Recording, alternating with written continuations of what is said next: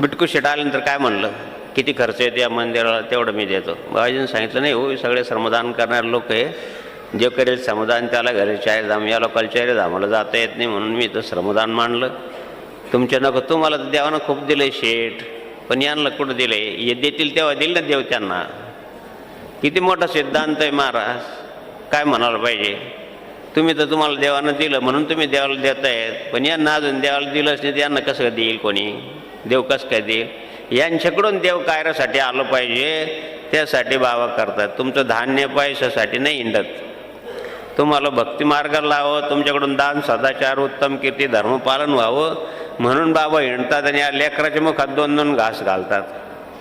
एखादा फार मोठा कार्यक्रम करत असेल म्हणून तो आपण थोडा छोटा करत असेल, पाण्याच्या एका थंबामध्ये पाणीच आहे आणि समुद्रामध्ये किंवा तलावामध्ये किंवा पाणीच आहे. म्हणून गंगेच्या झऱ्यासारखं थोडं थोडं कार्य करा, जेवढं आहे तेवढंच, आपल्याला शक्ती आहे तेवढंच करा. म्हणून कोणाच्या प्रारब्धावर आपलं प्रारब्ध घसून काम करू नये, म्हणून ईर्ष्या-द्वेषानं काम करू नये, स्पर्धा म्हणून काम करू नये. परमार्थाचं काम जेवढं आपल्याला झेपेल, जेवढं आपल्या गुरुदेवाने सांगितलं तेवढंच करावं. जास्त पसार मांडून उपयोग नाही होत.